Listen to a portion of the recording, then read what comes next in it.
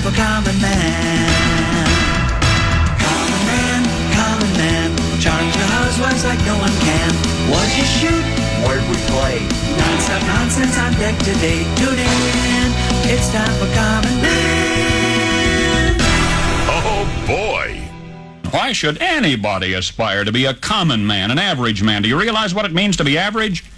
That means you're the best of the lousiest, and the lousiest of the best. Now, if we demand more and more for producing less and less, while the have-not nations encourage and inspire and indeed require hard work and maximum effort, if we deify the common men while they encourage and reward the uncommon ones, well, the end result of such a lopsided race as that is too obvious to require elaboration. I mean, it's like, hello?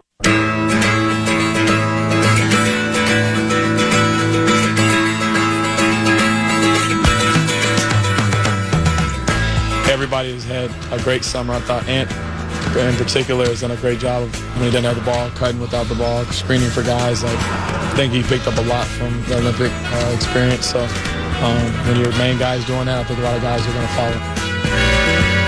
Working the new guys in, getting their comfort level where it needs to be, trying to reestablish our defensive identity. That's what's really important for us. But I feel like the guys are, ready to get going. We're in great shape, and I think we're at a point right now where, it's early, but it doesn't feel early in terms of like how we feel going through our sets. There's obviously going to be ups and downs through the season, but I think right now where we're at a good place, and we feel confident, ready to go into the season. I think there's a lot of things we can still get better at, and I thought the preseason, we didn't get a full couple games to run our complete unit, but we still feel really confident in what we have in place, and we have enough, in the playbook for Dante and Julius to all get acclimated kind of quickly, and we'll kind of build that out as the season goes on and let them kind of catch up to what we ultimately do. But ultimately, we're a defensive first team, so we'll hang our hat there as we always do, and everything will catch up. We see him as a pretty seamless fit. Like, we love his physicality, his playmaking, his ability to create a lot of open threes for his teammates. We need to get more of those in general. We haven't really featured him too much in our offense yet, but we know that's something we can also do, whether it be in the block, on the elbow, or in space, in ISO situation. When I kiss you. Every game is big in my mind, regardless of when we play it. Monday night, Sunday night, Thursday night, Tuesday night, every game is big, and especially where we're at right now, from here on out, every game is a big game. So that's the way we approach it, and week in and week out is a big game. That's it. It's all the marbles. I'm sitting in the house, I'm loading up the pump, I'm loading up the Uzi. I got a couple of M16s, a couple 9s. I got a couple joints with some silencers on them. I'm just loading up clips, a couple grenades. Got a missile launcher with a couple, missiles. I'm ready for war. 1 year ago, we knocked on the door. This year, we beat on the door.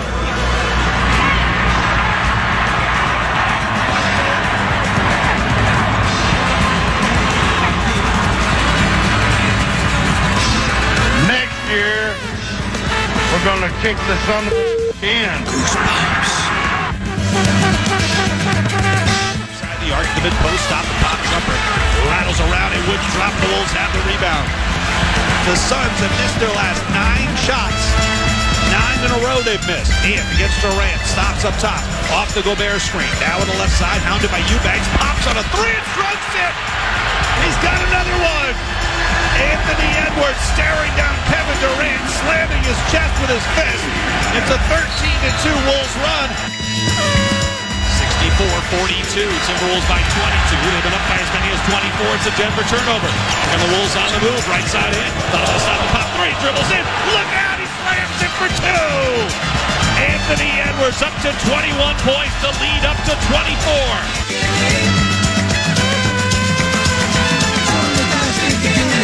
Timberwolves have possession. There's only 5 to shoot. They get it in with Rudy along the baseline. Got a tough ball away. It's up. Oh, it drops in. It could be your night. Rudy Gobert beats the shot clock buzzer with a heave and a prayer over Jokic from 18 feet out left side.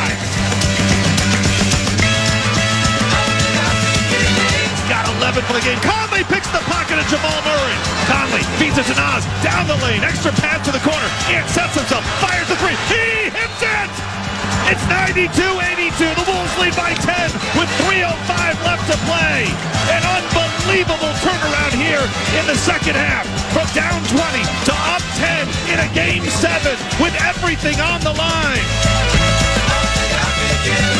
Bulls stabbed in the back in Mexico City by a guy wearing a funny little costume. Cavaliers Were called by Chevrolet. Pistons Blew through the block because they weren't properly lubricated, and now the engine is ruined. Pacers Just 1K away from being the Packers. Bucks Blown away on an otherwise peaceful November morning by a guy dressed completely in blaze orange sitting in a tree stand. Nets Cut down by Richard Pitino after winning next year's NIT. Knicks Easily dealt with by putting tiny pieces of toilet paper on them. Sixers Donald Trump says they're more like forers. Raptors Stick to hockey. Hawks Crashed into U.S. Bank Stadium and are currently clinging to life in a bird sanctuary. Hornets Can't survive the first freeze. Heat Climate change is a myth. Magic Exposed as a series of angles, mirrors, and sleight of hand. Wizards Used to be the Bulls, but had to change their name because lunatic liberals take everything too seriously. Nuggets Some rube with a pickaxe and canteen spent all day digging around in hopes of uncovering a fortune, but all the pieces turned out to be fool's gold. Thunder Non-existent without the presence of an accompanying lightning strike. Trailblazers Arrested by Smokey the Bear for starting a wildfire. Jazz 2 Z's, no wins. Will Warriors be the Warriors when they see the Timberwolves on the schedule. Clippers Burned out trying to trim the hair on the back of Monday Night Football guy's neck. Lakers Overrun with blue-green algae. Suns Larry Mondello guy doesn't have any. Kings Dethroned. Mavericks That's what Sarah Palin called herself. Rockets Crashed into a field immediately after takeoff, costing taxpayers of $40 million.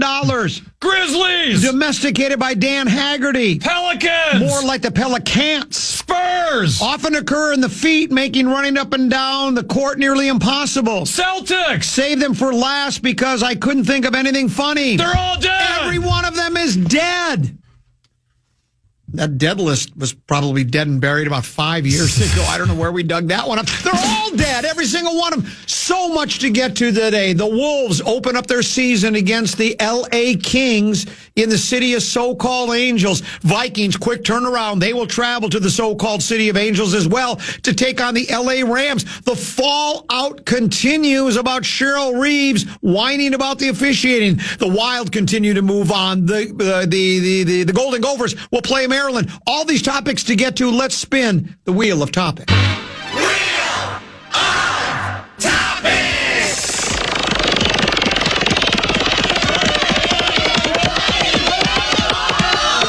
Commons golf game. Okay.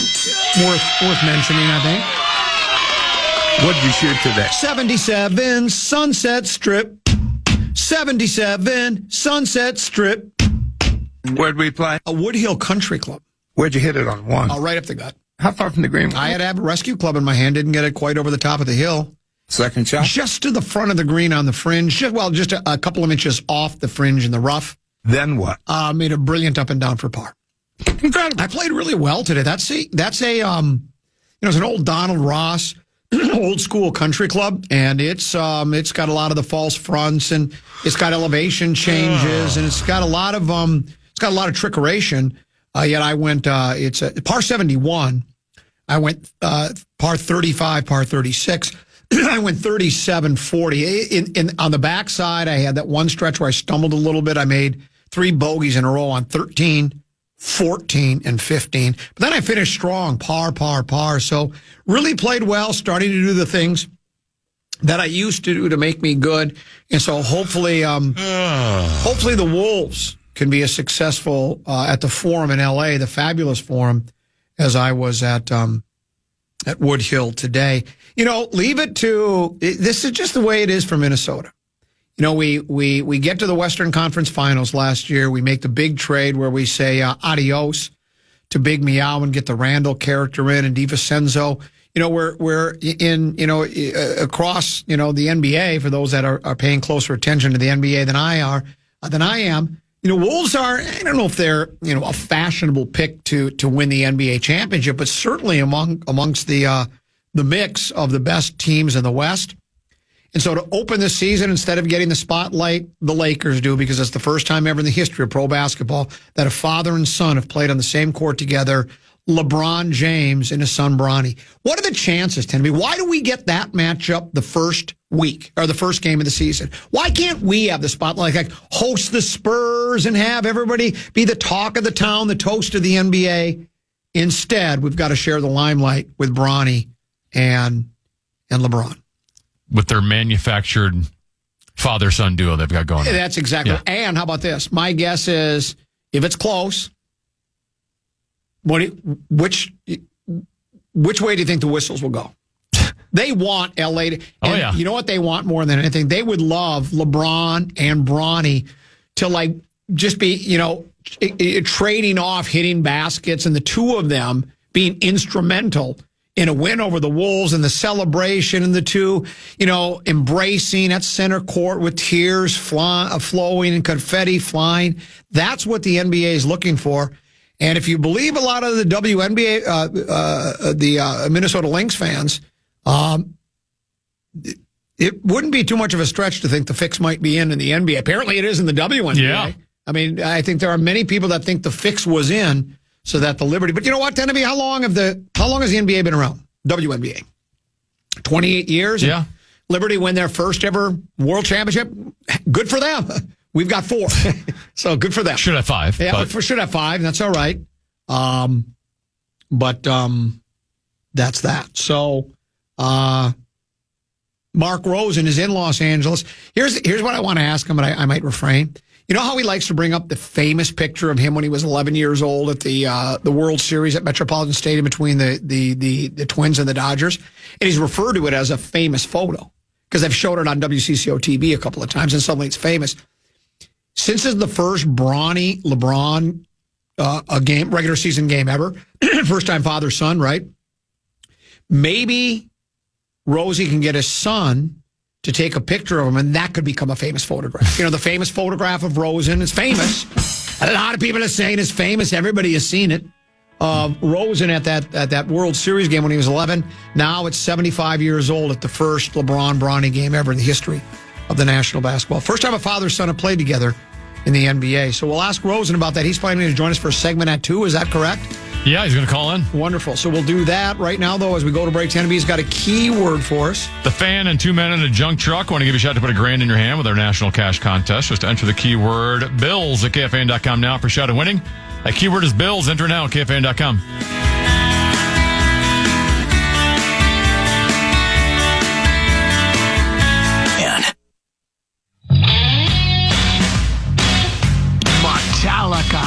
Race of glass for Ron White's return to the island.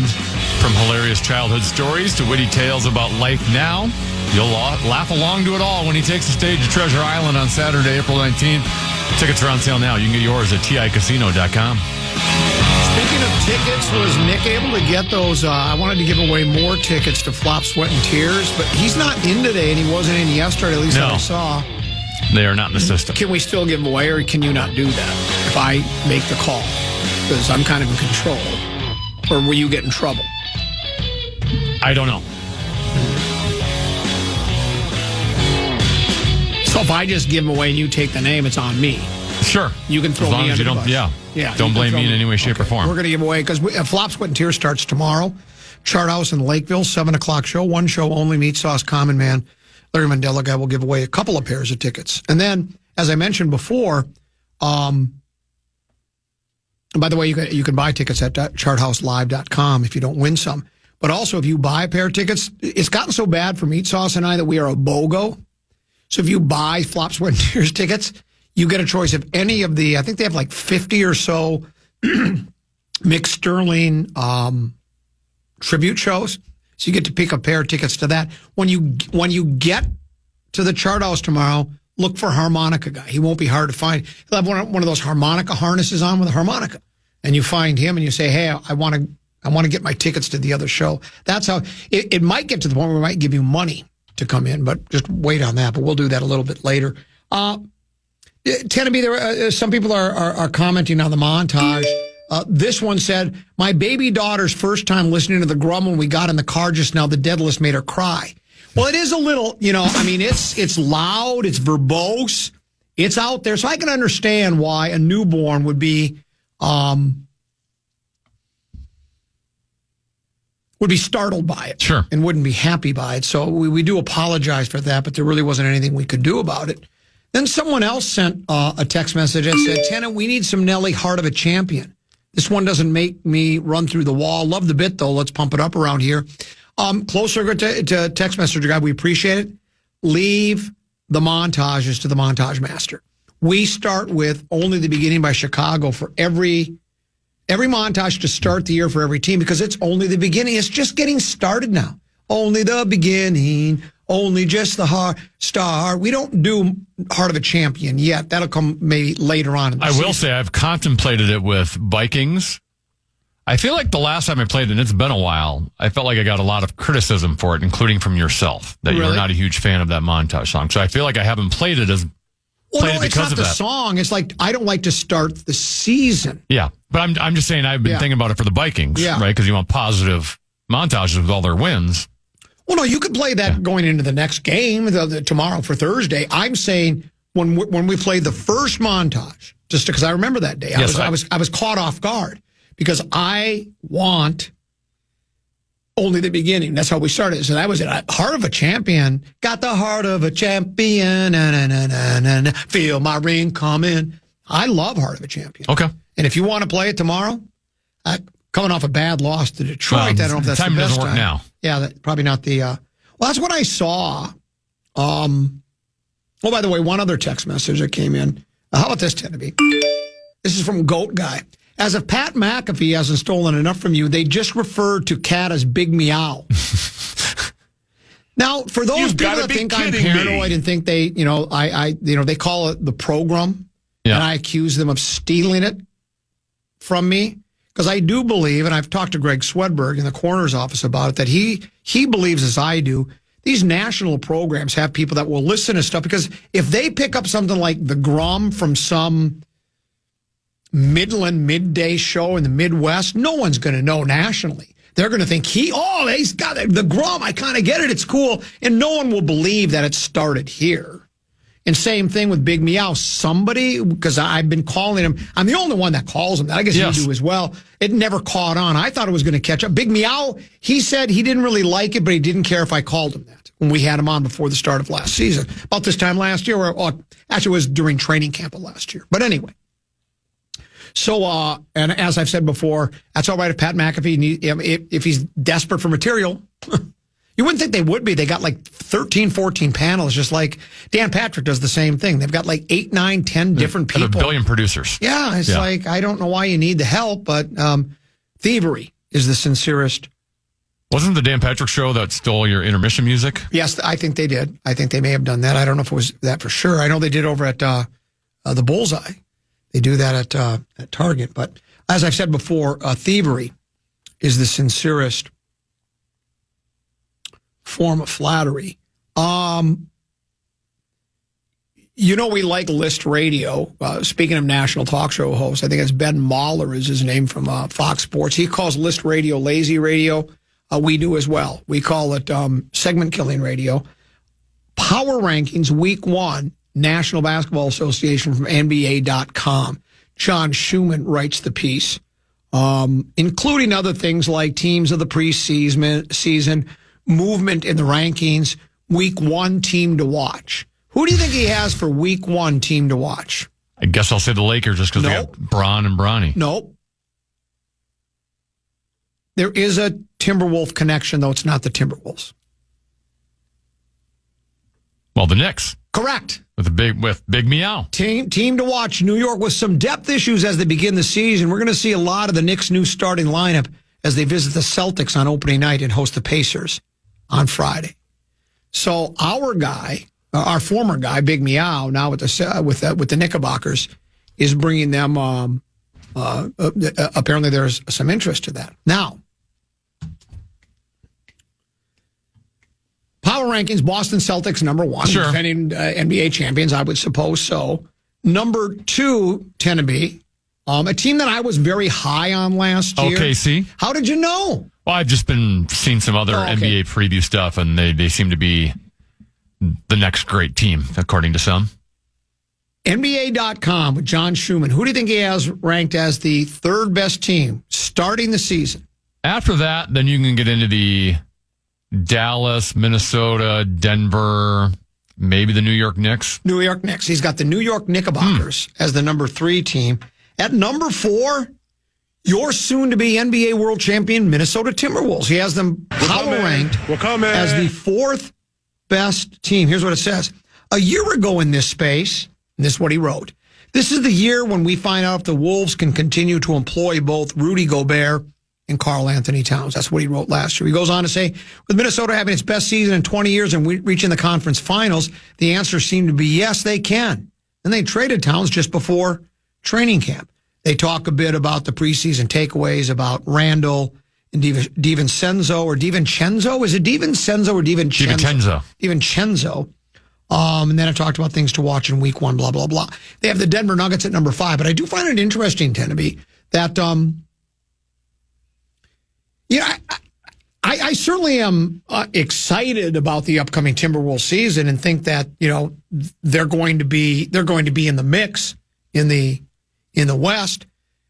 But maybe I haven't been following Randall's and DiVincenzo's careers closely enough. And maybe I overrate Big Meow. I know he had defensive liabilities. I was as hard on him as a lot of other people were, as anybody, when he had his issues, whining too much, defensive liabilities, as we mentioned. But that's pretty lofty to be at number 4. So we'll see. Maybe I'm missing something. Again, I think they're going to be good. I guess this is the tough love covenant. I'm one of those. I got to see it to believe it. I mean, they were a top 4 team last year in the playoffs. So. They were. But I think they lost a key player. And we'll see. Can I ask a quick question while I'm here? Yeah. LeBron tonight. How would you defend him? By denying him the ball. That's what I thought. Okay, thank you. Yeah. What else would you do? What about Bronny? Let him have the ball, is what I would say. Wait, hold on. Let me give you this, and then give you... Bronny's going to prove everyone wrong. He's not just on the team because his dad's one of the biggest superstars in the history of the league. A lot of people are saying it's going to be a hell of a game tonight. But we have Wild on the air tonight. Is that correct? What time is that again? That's a 5:30 start. So you're going to get both of them today. We're going to get them both. That one's 9 o'clock. Double header. Double header. Double trouble on the fan.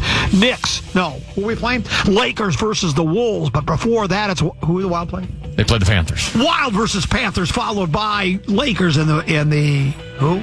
Wolves. Right on this radio station. It's your audio home for the Wild and for the Wolves. FM 100.3, The Fan. Short break. Controversial Vikings news on the other side of the break. That's next. But right now, Wild Today with Tenneby. Yeah, this is Wild Today, brought to you by Jim Beam, the official bourbon of the Minnesota Wild. The 3-0-2 Minnesota Wild are in Florida tonight to take on the defending Stanley Cup champions. The Wild still without Jared Spurgeon with that lower body injury. Good news, though, he has resumed skating in Minnesota. Ryan Hartman is out for the second straight game with an upper body injury, even though he did practice yesterday. For the Panthers, Alexander Barkov hasn't played since getting hurt the second game of the season. Matthew Tkachuk has also missed the past 5 games due to illness, but he is expected to return tonight. In goal tonight for your Wild, Philip Gustafsson. He's 3-0-1 with a 1.49 goals against average and a .950 save percentage through 4 games. Wild and Panthers tonight. First puck drops at 5:30 p.m. You can hear that right here on The Fan. That was Wild Today, brought to you by Jim Beam, a crowd pleaser since 1795.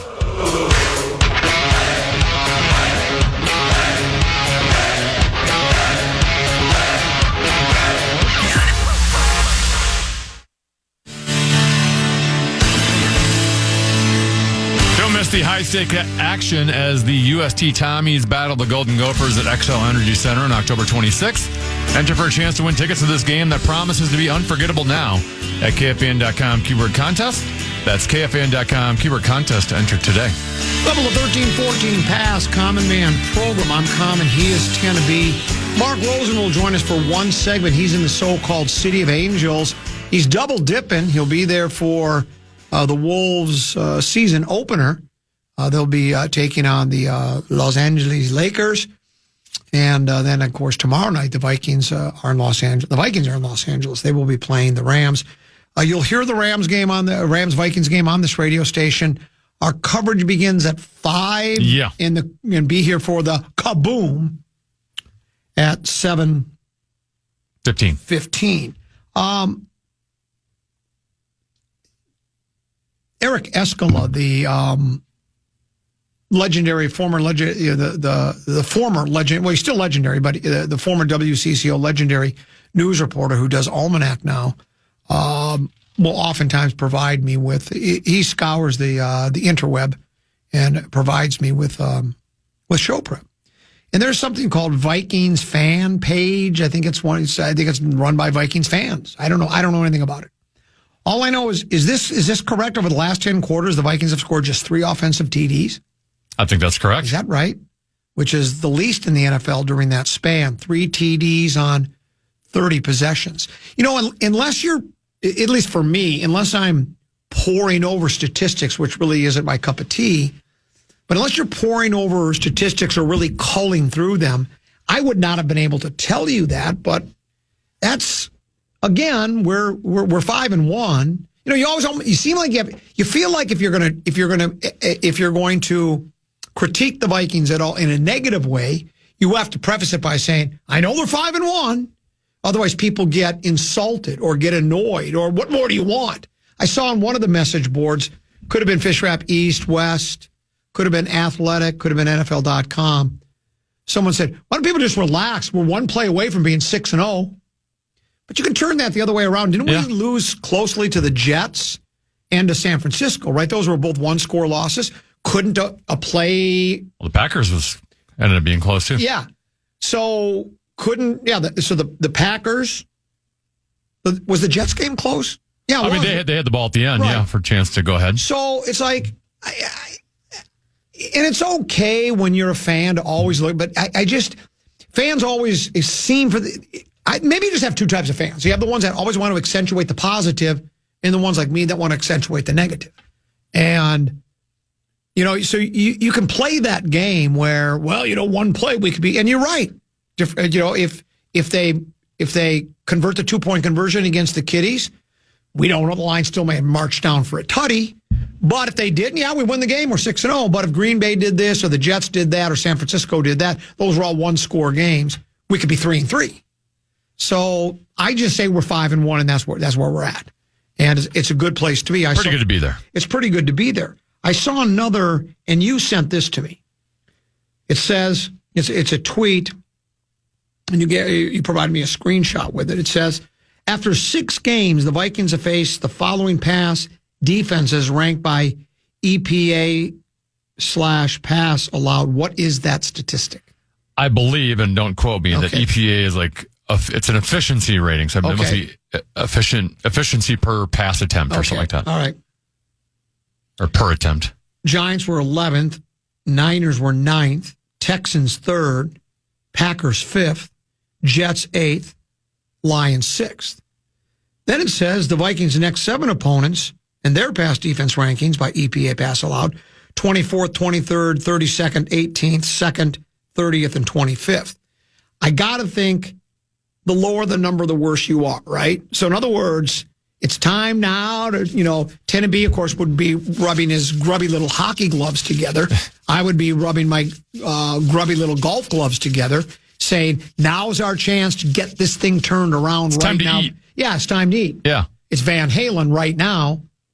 But I'm not, on paper, that's the way it looks. But as you know, Tenneby, on paper, it looked like, I think most people, except for maybe Barney the Purple Dinosaur, and I guess the guys in that building, because everybody doubted him at TCO Performance Center, I don't think a lot of people thought the Vikings would be 5-1 right now. You're kind of tough start to the season. A quarterback that's never really proven anything on the pro level. Some new defensive pieces, but who knows how they'll all fit in. And lo and behold, the team goes 5-1. So, I thought 2-4 was going to be good. Yeah, I was going to say, if you were telling me before the season 3-3, I would have been very happy with that, given the schedule. Exactly. So now maybe San Francisco, and I think a lot of it is injury related with them, but maybe they're not as good as we anticipated them being. But still, Houston's pretty darn good. Packers are clearly good. The Lions are good. Are the Texans as good as we thought? They're 5-1. Are they? Oh no, they lost last week. Didn't they lost to Green Bay. Yes, they're 4-2. They're 4-2. But still,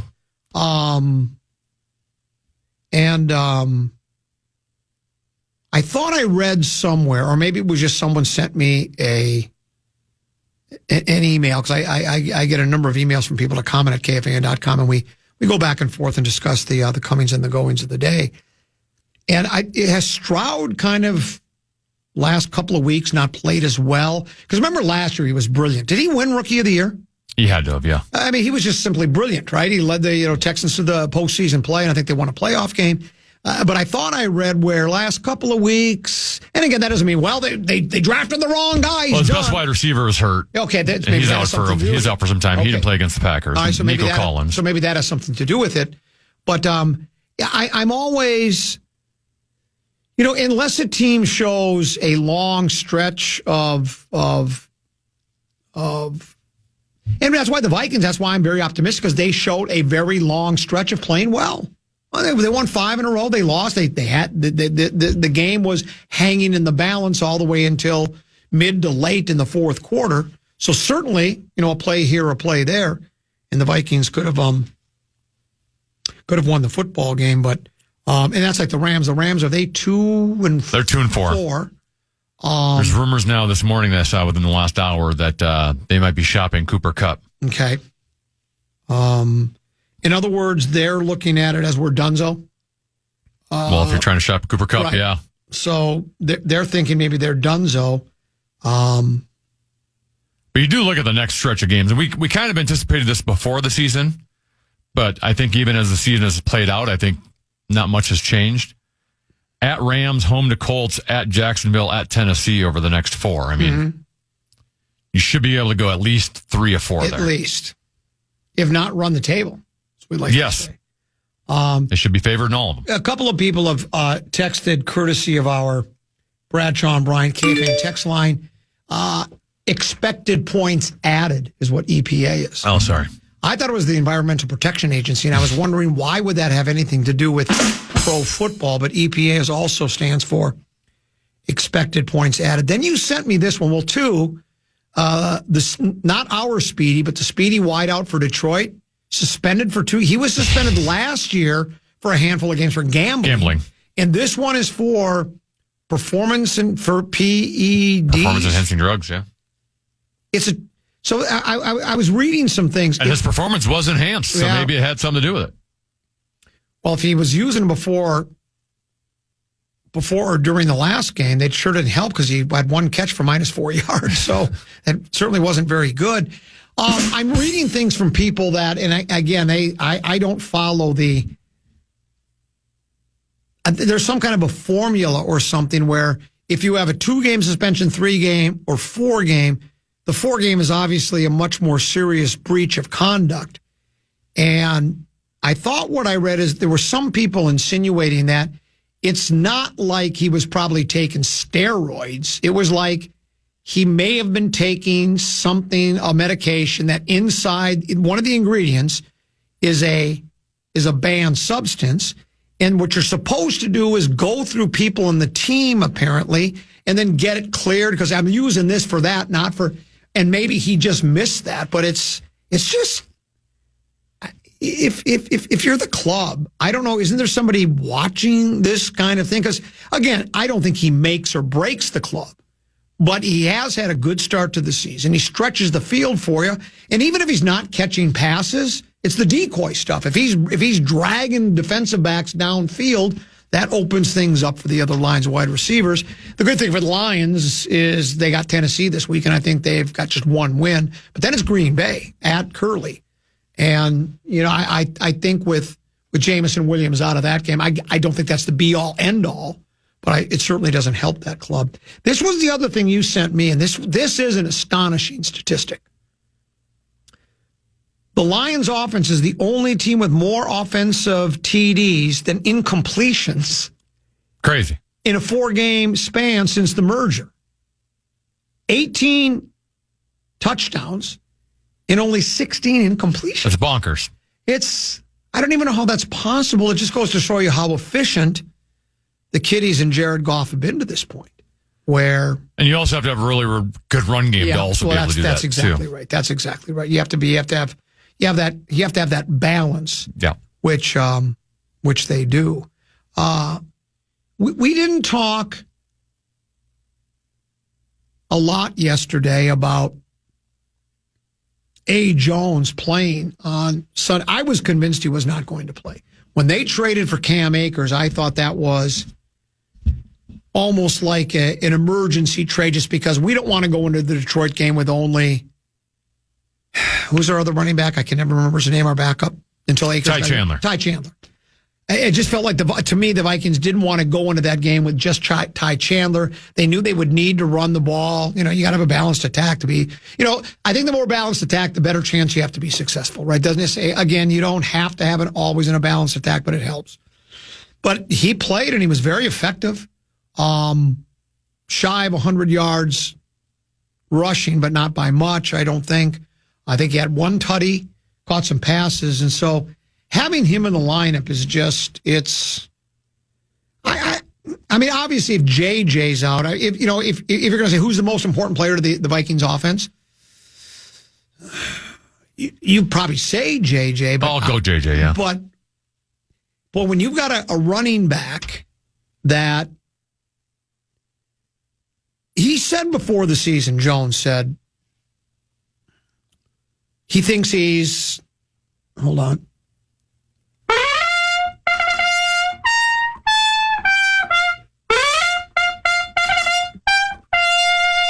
He said he thinks he's the best all-round running back in the league as far as running, pass catching, and blocking.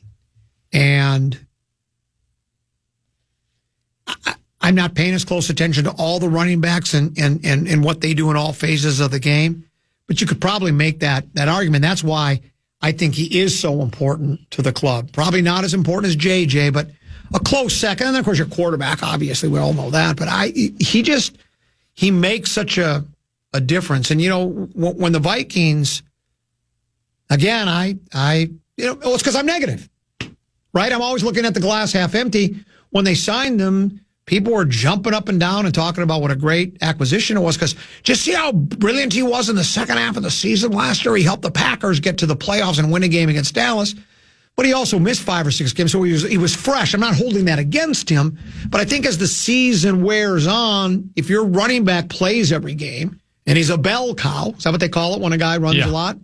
And he's running 16, 18, 20, 22 times a game, and he's taking a beating. We all know how the running backs take beatings. It's like, well, maybe he was so good at the end of last year because he was fresh, which I'm not holding against him, but it's just that if he plays every game this year, doesn't have that midseason injury, is he still doing the things he's done so far and did last year in the second half of the season if he's been taking a beating? But that's just a chance you got to take. Well, he's probably playing more than they would have liked just because what they're getting behind him is not good enough. Right, exactly. They might have had a plan to not play him this much.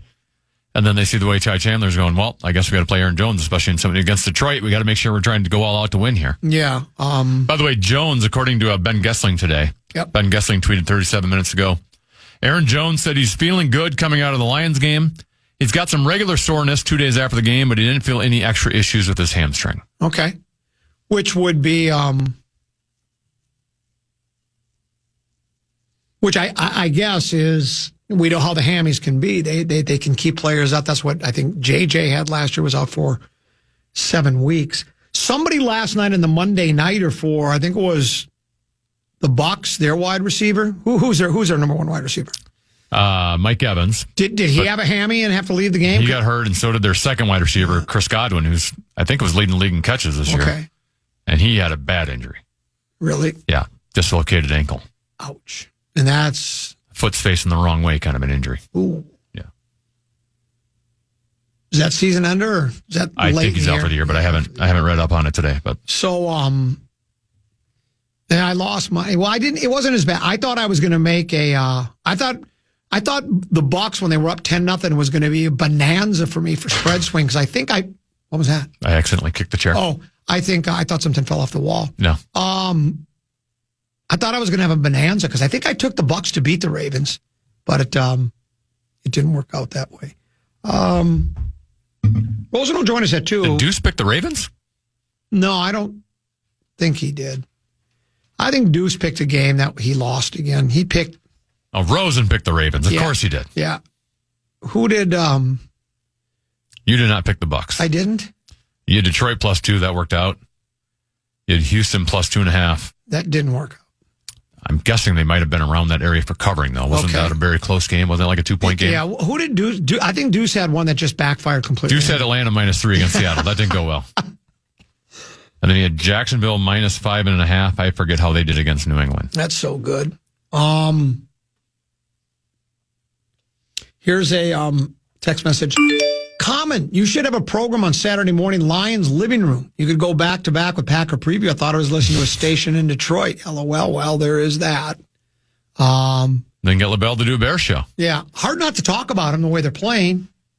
If you want it, Ted, you want to do some more list radio? You want to know what the latest power rankings are showing? Power rankings across the National Basket or the National Football League. Athletic issued their power rankings this morning. Number 1, the Detroit Lions as the best team in pro football. The Ravens at number 2, and your soon-to-be big game world champion Minnesota Vikings at number 3, followed by Kansas City at 4, Green Bay at 5, Houston at 6, Buffalo 7, Washington 8, Pittsburgh at 9, and your Seattle Seahawks at 10. That's so... They've got Detroit at number 1. Picked out, I think, 2 others as well. You have CBS Sports has their power rankings as well.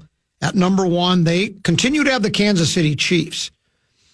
And you could make that argument because tend to be, as we've said before, well, it's kind of the standings. They're the only undefeated team left in pro football. But they're beat up, right? In Mahomes' numbers, I've been looking at them. They're not great. They're not great, but their defense has been good. Right, but they haven't needed to be because of the defense. But his fourth quarter numbers have been very impressive. So, come fourth quarter, bring it to Pat Mahomes. Chiefs at 1, Lions at 2, Ravens at 3, Vikings 4, followed by Packers, Bills, Texans, Bears, Commanders, Steelers round out the top 10. That's all 4 NFC teams in CBS's top 10. Going to be all 4 NFC teams in the top 10. Let's take a break. When we return, the legendary Mark Rosen will join us. He's in Los Angeles. He's with his son. They'll watch Lakers Wolves tonight.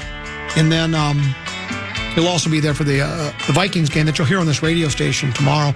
Let's give away a pair of those tickets, Tennessee, and I'll be responsible if we get in trouble. Pair of tickets to go see Flop, Sweat, and Tears tomorrow at the Chart House in Lakeville. If you'd like to buy tickets, go to charthouselive.com. With every purchase of a pair of tickets, they'll throw in your choice of tickets for one of the tribute shows that